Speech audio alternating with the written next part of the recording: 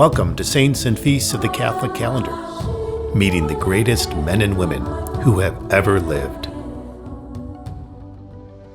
January 24th, St. Francis de Sales, Bishop, 1567 to 1622, patron saint of writers and journalists. A talented gentleman of sterling character, embodies holiness. It is almost an act of rudeness to limit the life of today's saint to a page or two. St. Francis de Sales was a religious celebrity in his own day and age. He was an erudite, humble, tough, and zealous priest and bishop. He was holy and known to be holy by everyone, especially those closest to him. He mingled easily with princes, kings, and popes who enjoyed his charming and educated company.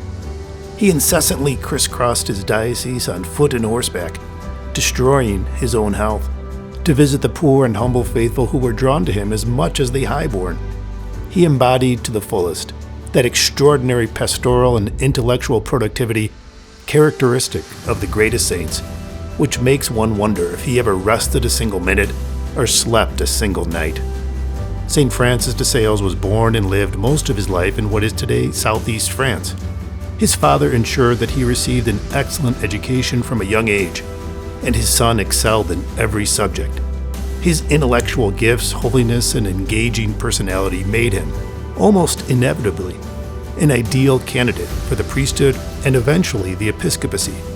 He was duly appointed the Bishop of Geneva, a generation after John Calvin, a former future priest, had turned that deeply Catholic city into the Protestant Rome.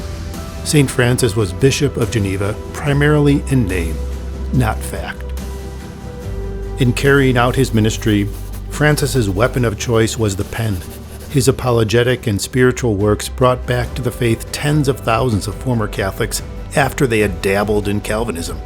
St. Francis's works were so profound and creative, and his love of God so straightforward and understandable, that he would be declared a doctor of the Church in 1877. In his most well-known book, Introduction to the Devout Life, he addressed himself to people who live in towns, within families, or at court.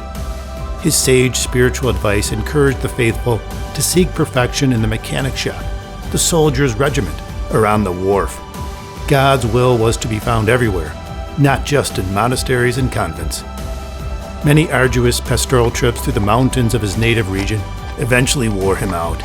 St. Francis never insisted on preferential treatment, despite his status. He slept, ate, and traveled as a common man would. When he lay dying, mute after a terrible stroke, a nun asked him if he had any final words of wisdom to impart. He asked for some paper and wrote 3 words on it: humility, humility, humility. St. Francis is buried in a beautiful bronze sepulchre, displaying his likeness in the Visitation Basilica and Convent in Annecy, France. St. Francis de Sales, we ask your intercession to aid us in leading a balanced life of study, prayer, virtue, and service. You were a model bishop who never expected special privilege. Help all those who teach the faith to convey doctrine with the same force, clarity, and depth that you did. Amen.